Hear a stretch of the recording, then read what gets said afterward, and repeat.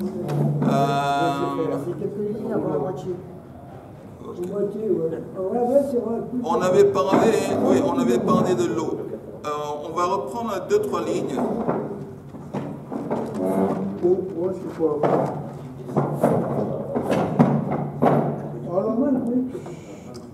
Vous voyez, c'est à peu près 12 lignes d'en bas de la page. 12 lignes d'en bas de la page. Ok? Besef, vous voyez le mot Besef? C'est la ligne, dans ma Gemara, la ligne commence avec le mot Ha. Ha. Ah, donc, oui, et puis après Besef, à peu près une douzaine de lignes d'en bas. Ouais.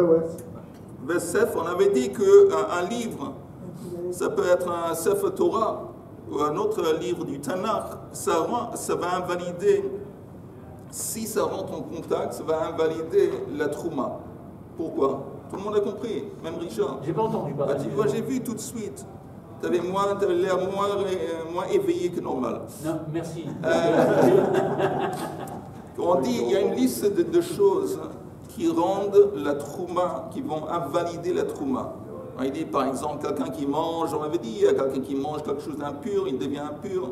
Et donc, si lui, il touche à son tour, la Trouma, ça va l'invalider. On avait parlé de quelqu'un sur le cas de l'eau, qu'on a puisé, tombé dessus. Bon, on a parlé de... Maintenant, prochaine chose dans la liste, Sefer.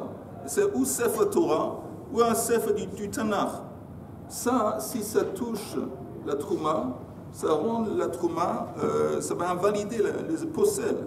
Pourquoi? La Gemara demande Maïta'ama, Gazru Beira Banan Touma. Quelle est la raison que les sages ont établi de la Touma sur un Sefer? À cause des souris. Ah, t'es en forme ce matin. Et il est en forme ce matin, notre collègue. Amar Rav Mesharshia, Shebatrila Hayu Matzni'in et Ochalin de Trouma et Sel Sefer Torah. Au début, il y avait une habitude de mettre de côté la Trouma avec des livres qui étaient des livres saints, Sefer Torah. Pourquoi? Ve'amrou, les gens disaient Hay Kodesh, Hay Kodesh. La Trouma, c'est Kadosh, le Sefer, il est Kadosh. Donc on va les mettre ensemble de côté, on va les garder ensemble. Ça, c'était la logique. Pour que les gens ne touchent pas, quoi. Oui, pour que les gens ne touchent pas. Oui, parce qu'on comprend la chose. Oui, on comprend absolument. Kevan de Kachazu, de Ka'atul Yedei Pseida. Mais après qu'ils ont constaté que ça engendre des dégâts, ça crée des problèmes vis-à-vis du Sefer. Parce que la Trouma, c'est quoi? La Trouma, c'est la nourriture. Alors, la nourriture, ça attirait des souris. Et les souris, quand ils venaient, en passant, ils faisaient du mal, ils faisaient des dégâts au Sefer. Donc, ça, c'est pas une bonne idée. Donc, Gazru Beira Banan Touma. Donc, ils ont dit à partir de maintenant, un Sefer, Torah ou d'autres livres du Tanakh qui touchent une Trouma, ça va Medera Banan invalider la Trouma pour faire en sorte que les gens ne vont pas les mettre ensemble. C'est clair jusqu'ici? Non, mais il ne dit pas pourquoi. Si. Non, il dit que c'est les conséquences. Mais au départ, un Sefer est touché par les doigts de l'homme. Donc il apporte donc l'impureté de cet homme. L'impureté d'un homme. L'homme, il est... Attends. L'homme, il est peut-être saint. Ils ne sont pas toujours mauvais. Non, mais non. Tu parles de quelqu'un qui est abatouma, c'est un cas tout de même assez rare. Mais un type qui est normal, disons comme moi et toi, disons qu'on est normaux. Je ne sais pas évident, mais disons. Alors, quand on touche un Sefer Torah, on ne va pas à l'Ifsol, le Sefer Torah, parce qu'on n'est pas, la vérité on est, n'est-ce pas? On n'est pas abatouma. On n'est pas abatouma. Et c'est un type qui est normal. Les Khamim, on va parler de suite, ils ont établi une touma sur les mains, Sheni la touma. Mais même les mains qui sont Sheni la touma, qui s'y touchent un Sefer Torah, ça n'a aucun effet. Aucun effet. Parce que c'est un niveau d'impureté qui est trop faible pour pouvoir impacter un cli. Quoi que ce soit, mais Richard, c'est clair l'histoire. Hein? C'est clair? Oui, c'est très clair. Alors, on continue. Ça veut dire que le Sefer, après, il était impur. Il était pas- Non, le sefer, non, il n'est pas impur, mais il est impur seulement vis-à-vis de la trouma. Dans le sens que si ce sefer, il va toucher la trouma, alors la trouma devient pas soul. Des rabbanan. Ça, c'est un décret. C'est un décret.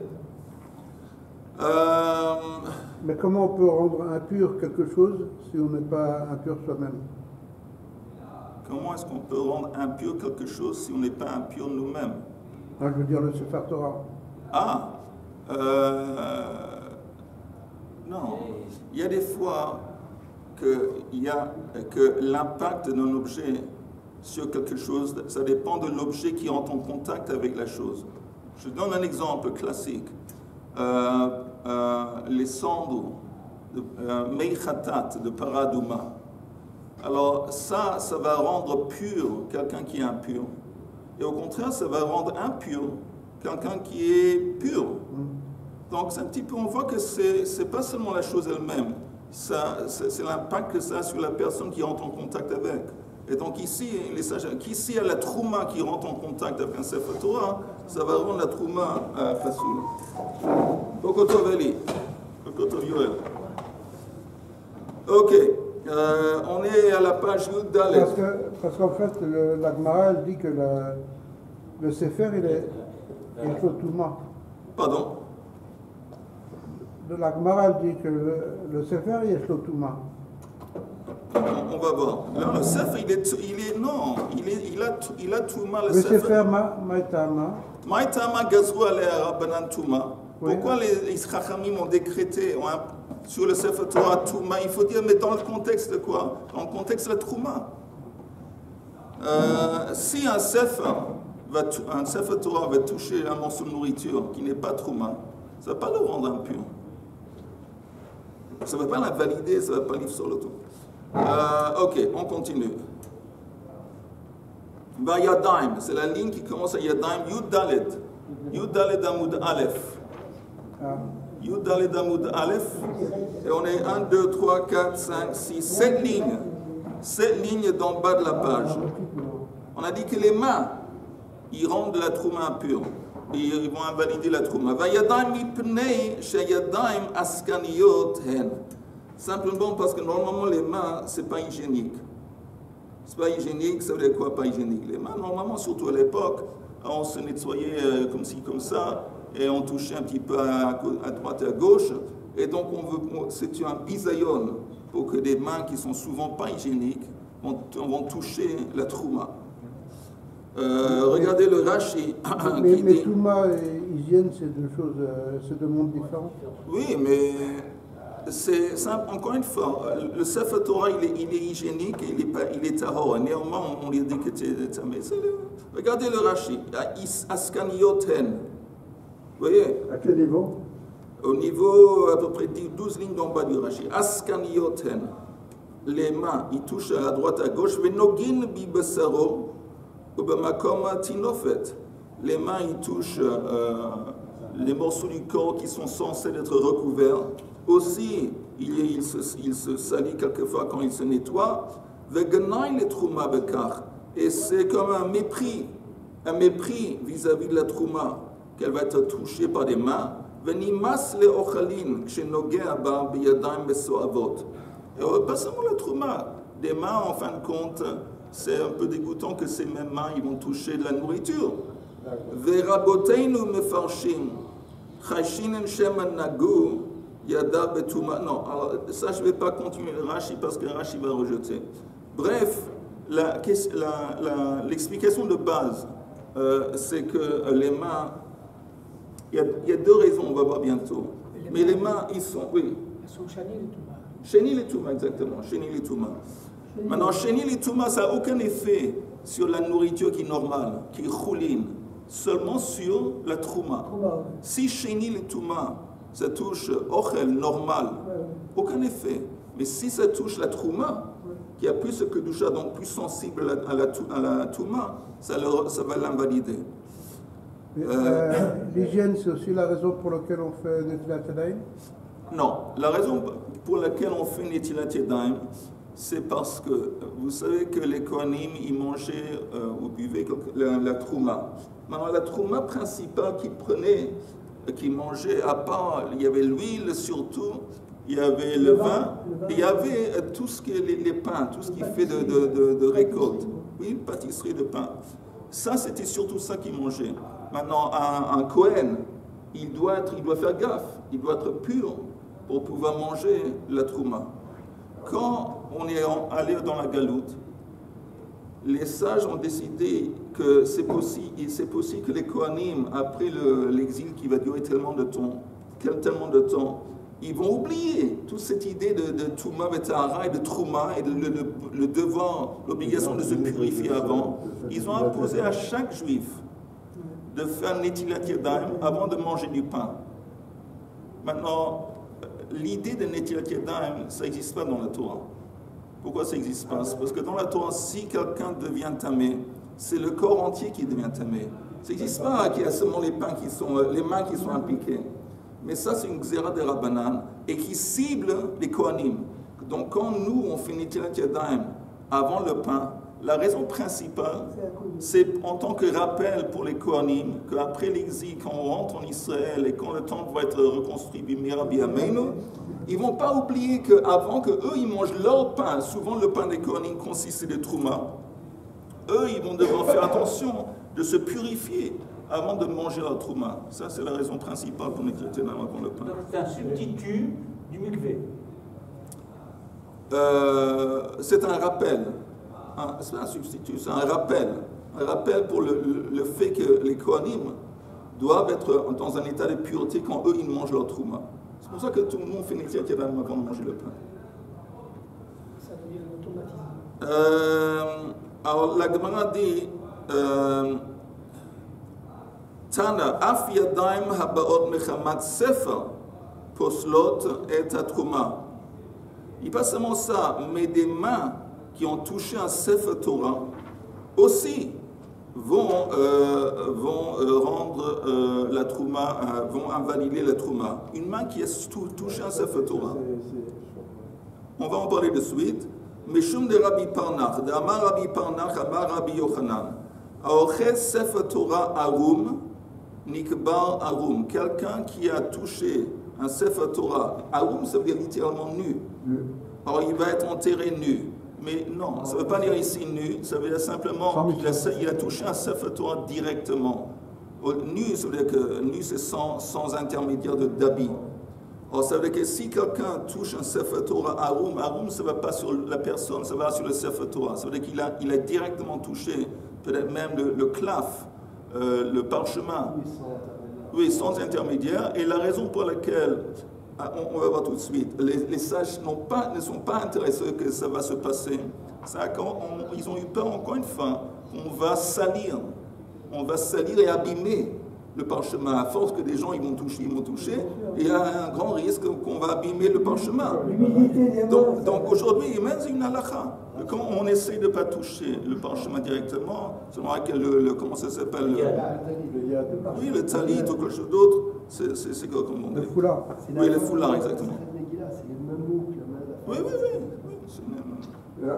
Une nida, elle n'a pas le droit de toucher à cet endroit. Mais personne n'a le droit. Mais comme Yuda vient de dire, personne n'a le droit vraiment. Mais la nida, c'est pas en particulier, pas visé en particulier. Ba'ochel Sefer Torah Arum, Nikba Arum, ça dit qu'il va être enterré nu. Alors la Gemara dit Arum Salgedaiter, penses-tu que ça va être à cause de ça qu'il a touché un Sefer Torah? Il a tellement puni qu'il va être enterré nu. Ella Amar Rabbi Zera Arum Belo Mitzvot. Non, ça veut quoi? Un nu qui va être enterré sans mitzvot. Alors la Gemara encore une fois s'étonne. Belo Mitzvot Salgedaiter, il faut.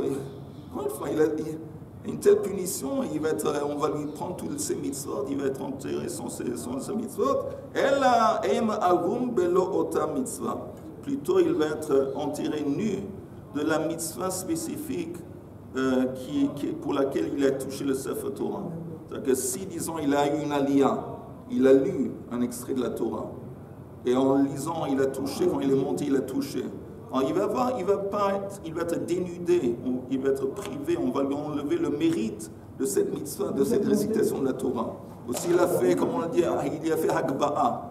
Donc il va être sans, il va perdre la mitzvah de Hagbara, par exemple.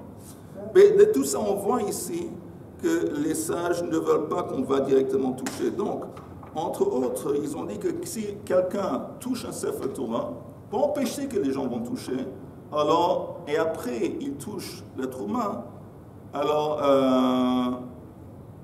il va invalider la Trouma. Quelle est la question qu'on pourrait se demander? Xéra de Xéra. Non, où tu vas Xéra de Xéra? Parce que d'abord, il y a une première Xéra que le Sefer Torah lui-même, il rend la Trouma impure. Et là, c'est quelqu'un qui touche. Non, je pense. Non, le Sefer Torah qui est impur, c'est seulement vis-à-vis de la Trouma. Oui. Pas vis-à-vis des mains. Oui, mais.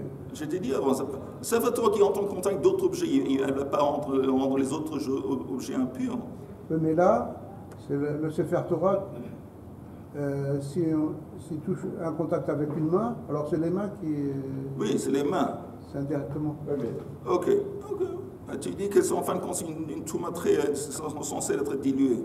Mais il y a une autre question encore plus de base. On avait dit que les mains sont askanio, les mains eux-mêmes, indépendamment au Sefer Torah, ils ont un statut de Sheni Letuma. Alors qu'est-ce que ça change que les mains ils ont touché un Sefer Torah ou pas? On a déjà dit qu'on a décrété que les mains, ils ont... Alors, je ne comprends pas, c'est pas évident. Qu'est-ce que ça vient ajouter le Sefer Torah, une main qui a touché un Sefer Torah, vous avez compris? Si on dit qu'il y a d'une façon générale tous les mains, une main normale qui touche un Trouma. On ne doit pas toucher le Sefer Torah avec ses mains pour ne pas emmener de l'impureté de la main sur le Sefer Torah. Et là, vous dites c'est en fait... Encore une fois, je vais souligner une ou deux choses. La raison pour laquelle on dit que si quelqu'un touche un Sefer Torah, ses mains sont impures vis-à-vis de quoi? Vis-à-vis seulement de la Trouma. C'est-à-dire que si les mêmes mains qui ont touché auparavant un Sefer Torah, ils rentrent en contact avec la Trouma est capoute, elle est invalidée. Ça, c'est seulement ça. Mais la raison pour laquelle on a dit qu'un homme qui touche un Sefer Torah, ses mains sont impures, ses mains sont impures vis-à-vis de quoi? La Trouma. C'est parce qu'on voulait éviter qu'ils vont toucher un Sefer Torah, pas à cause de la Trouma, à cause d'empêcher que le Sefer Torah va s'abîmer. Mais de toute façon, le Sefer Torah, il est insensible à la Trouma. Oui. On peut le toucher, c'est pas un problème.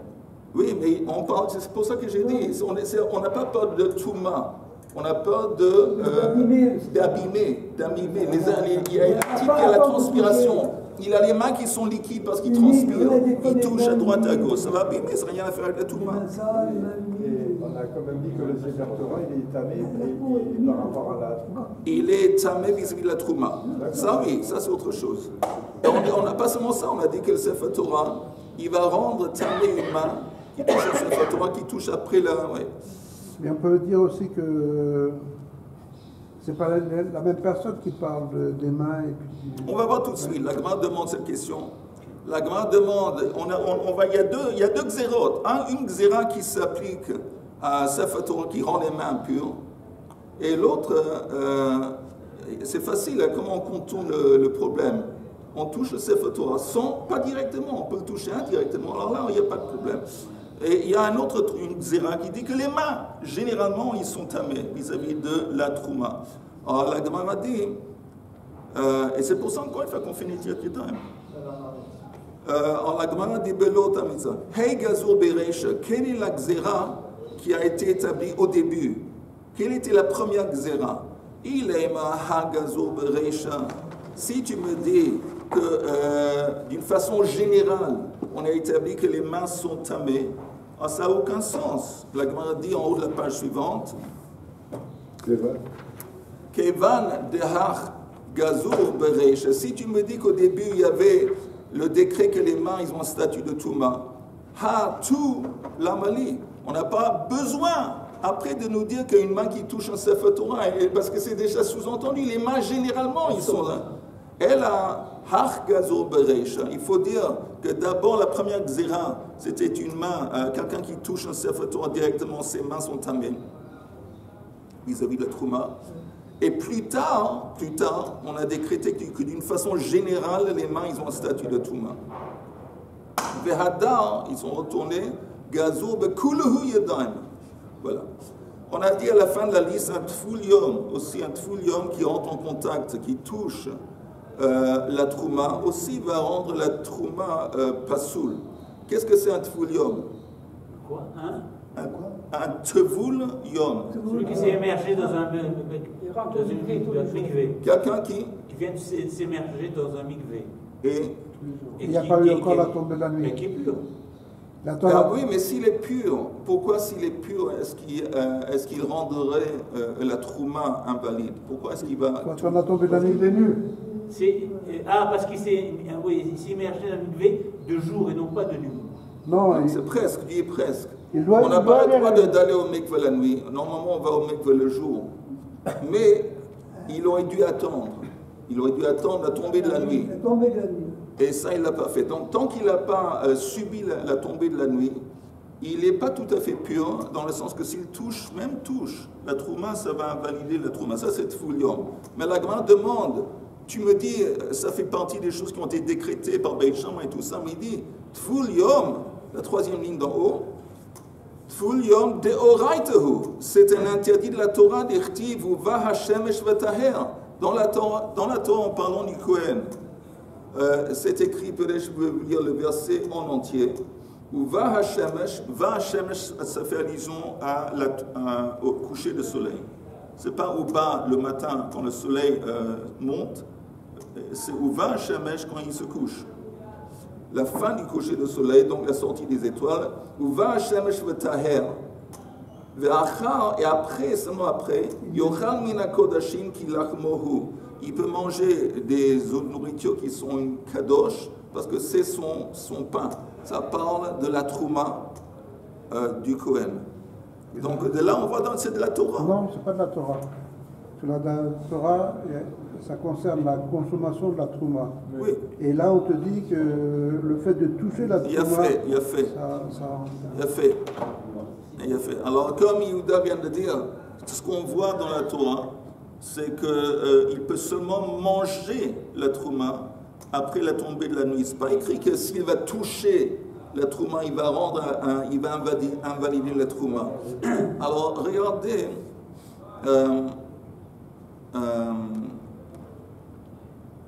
D'ailleurs, c'est la première... regardez le premier Rashi. C'est la première Mishnah de Chasse. C'est la première Mishnah, oui. ça. Oui.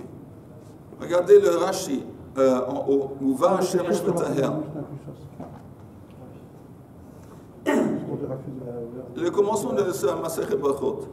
Ou Mekamei Hacha Lo. Ça veut dire, c'est écrit dans la Torah, où va Hashemesh, et maintenant il est tahor. Rashi dit, ou Mekamei Hacha, avant, il peut pas, il est pas tahor. Mekamei Hacha Lo. Ve'okminen lahaikra betruma. Rashi dit que on situe ce verset dans le contexte de la trouma, ve'afilu le negia, et Rashi dit, et ça s'appliquerait même à toucher, ashkachan kra hatam, kol kli asher ya'aseh melacha bahem b'mayim b'chule, ve'hain negiahi. Quel est le verset? Il n'est pas devant moi. Mais c'est écrit, on parle de kol kli asher ya'aseh melacha bahem b'mayim. Et on parle là-bas de toucher.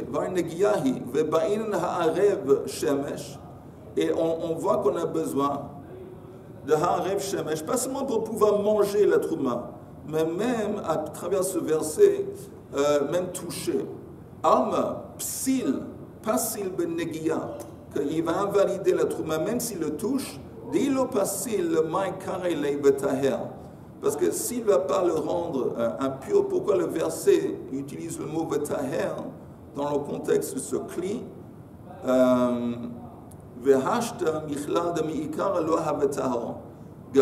Ça laisse entendre qu'au début, le monsieur qui allait le Kohen qui allait au mikveh, il n'était pas tahor à fond.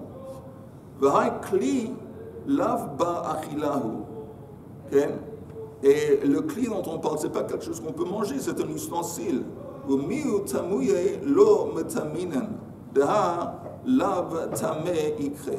Mais néanmoins, il va l'invalider, ou il sol Yifsol et Trouma, il va l'invalider, mais il ne va pas le rendre tamé. On avait dit qu'il y a une différence, encore une fois, que si une nourriture est pas saoule, ça veut dire qu'on ne veut pas le manger. Mais si la nourriture est tamée, ça veut dire que si ça va répandre la touma, et si ça rentre en contact avec quelque chose d'autre, ça va le rendre tamé. Donc, ok. Mais de toute façon, la Gemara dit, je ne comprends pas pourquoi dans la liste des choses que les sages ont décrétées, il y a aussi Tfulium. Tfulium, c'est Deoraita. Dirtiv, ou va Hashem, je retourne à la Gemara en 4e ligne, ou va Hashem, je vais taher. Alors la Gemara dit, Samimikan Tfulium. Tu as raison. Enlève de la liste ces mots ou Tfulium. Non, mais ça veut dire que Beth Hillel aussi, il pensait que Tfulium était. Ou ça, ou c'est une erreur, que ça ne faisait pas partie de la morloquette entre Beit Shammai et Beit Hillel. On avait dit que la nourriture qui a été impurifiée par du liquide, si c'est une nourriture qui a été impurifiée par du liquide, il rentre en contact avec la trouma aussi, invalide la trouma. La Gemara demande, b'mashkin de maï, quel genre, quelle espèce de liquide? Il aime, vous voyez le début de la ligne, 6e ligne d'en haut, il aime b'mashkin abain mechamat sheretz. Si tu me dis qu'on parle d'un liquide qui est rentré en contact avec un sheretz, un reptile mort, deoraiteninu, encore une fois, on n'a pas besoin que ça soit décrété par les sages. Si un liquide a touché le reptile en question, il est abatuma. Il touche un liquide, le liquide devient mideoraita, il devient rishon letuma. Et s'il touche la trouma, il va le rendre chéni la trouma, et impur. Donc, on ne parle pas de ça, parce que c'est écrit Vechol mashke ashayishate. Je ne vais pas rentrer dans le Rashi, parce qu'il est long et il n'est pas tout à fait nécessaire. Mais on a une preuve déjà, on a une source qui nous enseigne. On peut, si vous voulez, mais on va continuer un petit peu. Kol mashke ashayishate. On sait de là.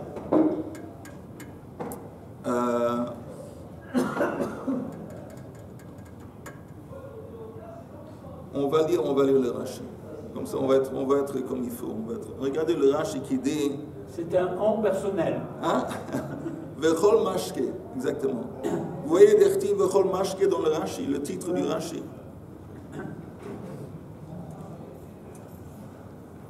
D'abord, je vous lis le verset dans la Torah. C'est écrit dans la Torah, vous entendez? Mikol ha'ochel asher ya'achel, asher yavo alav ma'im yitzma. Je répète le verset dans la Torah. Mikol ha'ochel asher ya'achel, n'importe quelle nourriture qu'on mange, asher yavo alav ma'im, sur lequel le liquide s'est posé. Yitzma, il va devenir tamé. Bechol mashke ashayishate, n'importe quel liquide qu'on boit. Bechol kli yitzma, dans n'importe quel kli, il devient tamé. Alors, de quoi on parle dans ce verset?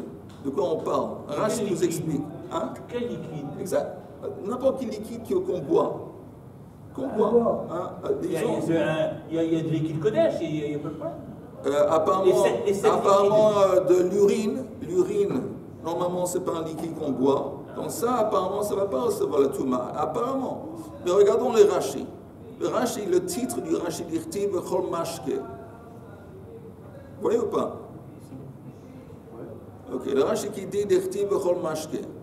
Rashi dit, vous entendez, je répète, juste avant le Rashi, on a une braïta qui dit dans la liste de choses qui touchent la Trouma, qui va invalider la Trouma, on dit aussi de la nourriture qui a touché un liquide qui était tamé. Alors, dans quel scénario on est? De quel liquide on parle? Si c'est un liquide qui est entré en contact avec un sheretz, alors ça, c'est midoraita. Le liquide, il devient richon, s'il touche la trouma, c'est midoraita. Ça ne doit pas être dans la liste des choses décrétées par les sages. C'est midoraita.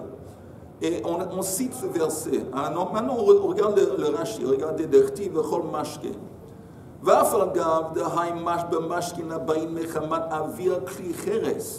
Il dit, ben là-bas, on parle de liquide qui se trouve à l'intérieur d'un ustensile d'argile. Je vous rappelle qu'une des choses uniques avec les ustensiles d'argile, qu'ils sont insensibles à la touma à l'extérieur, seulement à l'intérieur. Seulement s'il y a quelque chose qui touche à l'intérieur, ça va rendre le cli. Oui, mais pas à l'extérieur. Et là-bas, quand on parle, le verset qui a été cité par les sages d'un liquide qui devient, on parle d'un cli, Rachidi. כתיב, דהה כתיב לאל מיני כל אשר בתוכו יטמע מכל האוכל, כלומר אם יש בתוכו אוכלין או משתין, si dans le cli d'argile, l'ustensile d'argile, il y avait aussi la nourriture, et il y avait aussi du liquide, והנה שניאים מינו, alors ces choses, que ce soit la nourriture, un morceau de nourriture dans le cli ou du liquide, ils vont avoir un deuxième niveau d'impureté, sheni le touma, Rachid dit, pourquoi? Chaque cli Haya Rishon, parce que si, disons, le sheretz, il a touché le cli à l'intérieur, il est tombé sur le cli, il a touché la paroi du cli à l'intérieur. Le cli devient Rishon, et donc la nourriture qui se trouve à l'intérieur, il devient chéni, compris? Si un reptile qui répand la touma rentre en contact avec le cli, le reptile, il est abatouma. Ça veut dire que ça se dilue et maintenant le cli, il est rishon. Et maintenant le cli à son tour, il va rendre impur les choses qui se trouvent à l'intérieur. Disons un morceau de nourriture, il devient chéni. Jusque-là c'est clair. Oui ou pas? Alors le Rashi, déjà retourne au Rashi. Ils sont deux. Chaque cli a rishon, vehem shniim, ve'ochel ha-nogeh behem, et non possède ta trouma. Mais il dit, si quelque chose touche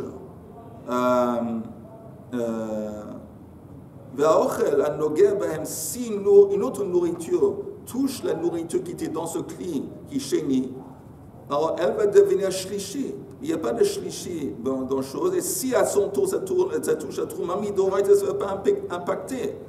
Hagamrinen, on apprend au Torah Shebal Peh, Mashtin Abain Mechamat Sheretz Minayu. On apprend en fin de compte qu'un liquide qui a touché directement un Sheretz va impacter sur la Trouma. À partir d'ici, à partir d'un raisonnement rachidi de Kal V'Chomer, Bekal V'Chomer, Bepek Kama de Psachim. On va voir. Bekeivan de Mekable Trouma Mid Oraita. Mimela Abde la Ochel Sheni. On dit comme ça. Comme Mideoraita, on voit qu'il y a un Rishon. Vous entendez tout simplement. On voit dans la Torah que le cli d'argile, il va rendre le liquide qui est à l'intérieur Sheni. Donc le liquide, il reçoit la touma de quoi? D'un cli. Le cli, il est Rishon. Or, s'il est capable de recevoir la touma de quelque chose qui est richonne, à plus forte raison, le liquide il va être susceptible de recevoir la touma de quelque chose qui est av, qui est encore plus puissant, qui est une touma encore plus puissante. C'est ce que Rachid dit. Regardons le Rashi jusqu'à la fin. De mashke metame ochel, que le liquide va rendre impur la nourriture. Ve'ochel mashke, et la nourriture aussi va rendre impur le liquide. De lo mashkachat ravi'i bekodesh, ela behachi, de ha ein tuma osaka yotseba, lo liot ochel metame ochel, velo mashke metame mashke, velo ochel ve mashke metamin kelim, de ein kli mitame ela be'abatuma. Bref, il dit comme ça, normalement, un morceau de nourriture n'a pas la capacité de rendre impur un autre morceau de nourriture. C'est seulement à travers du liquide. C'est-à-dire que si le morceau de nourriture en question il était mouillé, il y avait une sauce dessus, il était mouillé. Alors là, il va pouvoir rendre impur un autre morceau de nourriture seulement à travers le liquide. Parce que le liquide, il va devenir, encore une fois, il va devenir rishon. On avait dit liquide, ça devient rishon, mais des rabanan. Et donc après, ça va impacter, ça va rendre impur le deuxième morceau de nourriture. Mais tout ça pour vous dire, en gros, et encore Rachid finit en disant que le seul cli, un cli qui reçoit la Touma, c'est seulement à travers Av. Je répète, c'est seulement quand il y a un Av dans l'histoire, Av à Touma, ou Avi Avot à Touma, que ça peut rendre impur une personne ou des ustensiles quelconques. À plus forte raison, ça va rendre impur la nourriture, la boisson. Mais s'il n'y a pas un Av dans le niveau de Touma, et c'est un niveau de Touma moins élevé, ça veut dire que c'est... Av, c'est une personne. Non, Av, c'est... Av, comme on dit, tu entends, quand on dit le Shabbat, dans le contexte de Shabbat, Av Melacha. Av Melacha, c'est la source de ces travaux interdits. Ici, c'est la source. Comme le Père, c'est la source, la semence. L'enfant, il vient, la source, c'est la semence qui vient du Père. C'est pour ça qu'on c'est la source. Et le Abba, Avinu Malkeinu, c'est la source de l'existence. Et le Aleph Bet, c'est la source de tout ce qui suit. Aleph Bet Gimel Dalet. Alors ça, c'est Av dans le sens, c'est la source, la Touma. Mais s'il n'y a pas un Av dans l'histoire, c'est Rishon le Touma, ou Sheni le Touma, plus forte raison, ça ne va pas impacter les Kélim, et non plus les personnes. Seulement la nourriture et la boisson. Ça, c'est très important d'apprendre et de se rappeler, c'est un truc de base. Alors, je répète ça une dernière fois, que quand il y a un Av, Avi, Avot Touma ou Avatuma, Avatuma, en parenthèse, c'est quoi? C'est Nida, c'est Zav, c'est Zava, c'est Metzora, c'est Sheretz. Ah, ça, tout ça, c'est un Av. Ça, hein? Mais le liquide, non, le cadavre, c'est pas... On va voir, il y a une espèce de liquide qui est Av aussi. Mais le crachat et l'urine qui sort d'un Zav ou une Zava, ils ont ce liquide, le même statut que le Zav. Mais un Av, ça rend impur tout. C'est quoi tout? Une autre personne, des ustensiles, la nourriture, du liquide. Ça, c'est Av. Mais s'il n'y a pas un Av, ça veut dire que c'est quelqu'un qui a touché un Av, quelque chose qui a touché un Av, il devient Rishon. Non. Rishon, à partir de Rishon et Touma, ou Sheni et Touma, ça peut seulement impacter sur la nourriture ou la boisson, mais pas sur les gens, pas sur Adam et pas sur Kélim. C'est tout. Il y a un truc bizarre avec le liquide. On avait dit hier que le liquide, quand il rentre en contact avec quelque chose, au lieu de descendre en niveau d'impureté, il monte. Au lieu de... Ok. Et la trouma, si elle est touchée par un Rishon ou un Sheni. Pardon? La trouma. Oui. Si elle est touchée par un Rishon ou un Sheni. Si elle est touchée par un Rishon, si elle est touchée par un Sheni, à plus forte raison un Rishon, elle est tamée. La Touma qui est touchée par la Trouma qui est touchée par un Rishon, elle est tamée. Tamée ou pas soul? Tamée.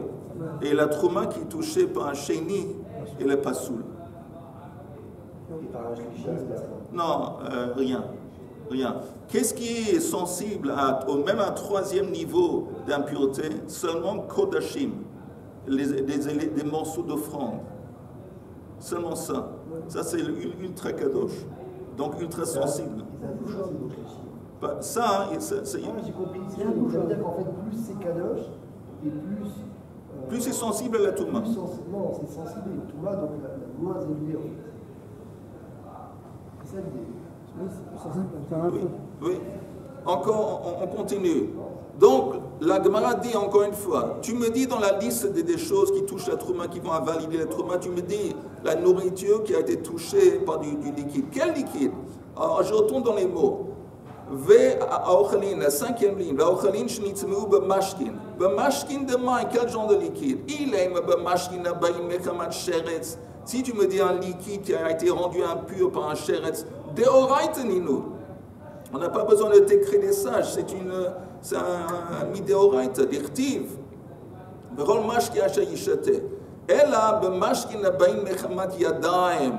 On parle de liquides qui ont été touchés par des mains.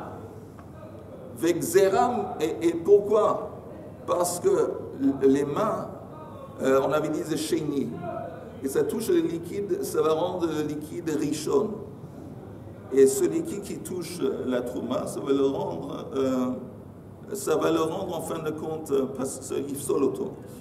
Et tout ça, pourquoi ils ont fait ça, les sages? C'est une Gzera Meshum Mashkin Abayin Mechamat Sheretz. Comme il y a des liquides qui sont mis d'Oraita, donc les sages, ils ont mis même des liquides qui ne sont pas tamés d'Oraita, mais sont tamés de Rabbanan. C'est quoi tamé de Rabbanan? Un liquide qui a touché des mains. Vis-à-vis de la trouma, seulement vis-à-vis de la trouma, vis-à-vis de nourriture normale, il n'y a pas de problème. D'accord? S'il y a des mains qui entrent en contact avec n'importe quel liquide, aucun problème. De l'eau, du vin, quoi que ce soit, aucun problème. Mais si c'est du liquide qui entre en contact avec des mains vis-à-vis, après, ça touche la nourriture qui va toucher la trouma, ça, c'est Midarabanan, c'est un problème. Et tout ça, c'est... Oui, vas-y. Qu'est-ce qu'on peut faire avec ces liquides-là du tout? Parce que, où qu'ils soient dans la maison, par exemple, non, attends. Si quelqu'un il se met à table, souvent quand il se met à table, c'est pour manger du pain, surtout à l'époque, et donc il fait Nitzel Kedem. Donc il n'y a plus de touma du tout sur ses mains, donc il peut toucher autant de liquide qu'il veut, s'il veut toucher du liquide. Normalement, de toute façon, on ne touche pas trop le liquide. Et là, on finit. On a dit aussi des ustensiles qui sont redevenus impurs à cause de liquide. Encore une fois, on demande liquide qui a été touché par quoi? Il est de zav. Si tu me dis que c'est un liquide qui sort du zav, c'est quoi un liquide qui sort du zav? On avait dit le crachat ou l'urine. Alors ça a le même statut que le zav, c'est abatouma. Alors ça c'est sûr que c'est midoraita, Ninu. C'est écrit dans la Torah, quand quelqu'un, le zav, il crache sur le tahor, et c'est écrit, c'est quoi qu'il crache sur le tahor? Mash beyad tahor. C'est quand il crache sur un objet qui est porté par le tahor. Ça peut être un habit ou ça peut être un objet. Timei tilecha. Que ça veut dire que, encore une fois, le crachat du zav, il va rendre impur un objet qui a été porté dans les mains de quelqu'un qui est pur. Alors, on ne parle pas de ça. On parle d'un liquide qui a touché le sheretz. Et un liquide qui a touché le sheretz, il est quoi? Il est, encore une fois, il est un liquide qui a touché le sheretz, il est rishon. Et un rishon, on avait dit, il n'a pas la capacité d'impacter sur un cli. Le sheretz, il est av. Le liquide qui a touché le sheretz, il est rishon. Un rishon, il ne veut pas l'étamer un cli. Ok?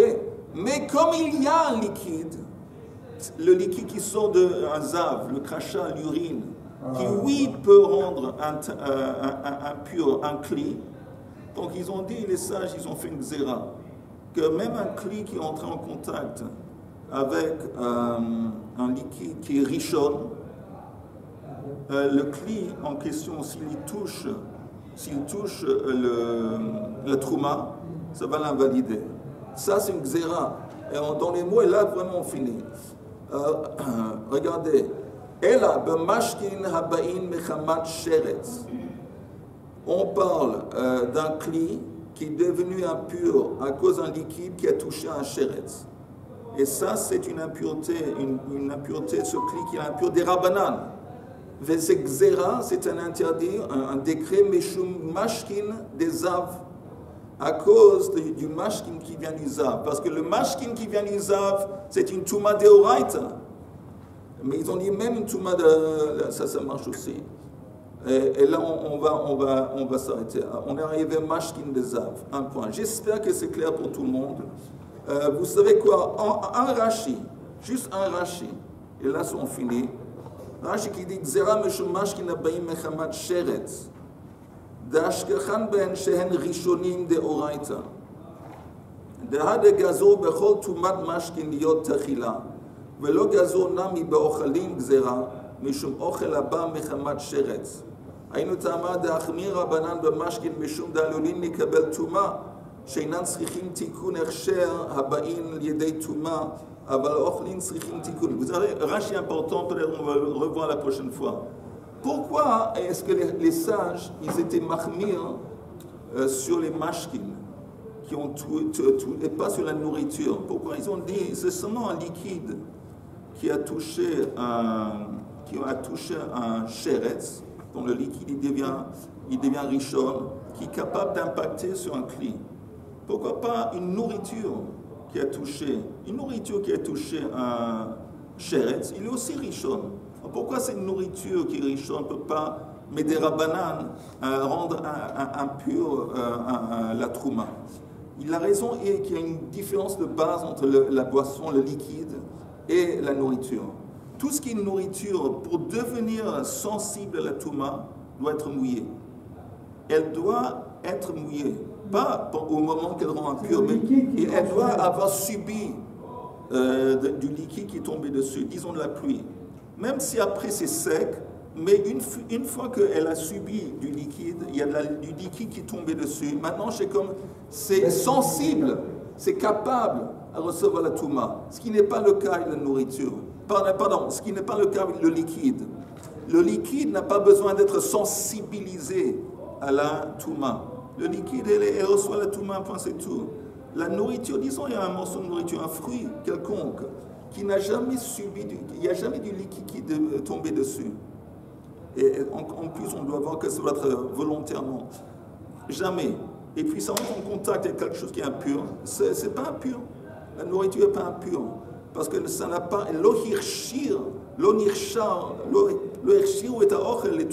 Ça n'a pas été rendu sensible à la touma à travers du liquide. Donc le liquide est considéré comme plus sévère.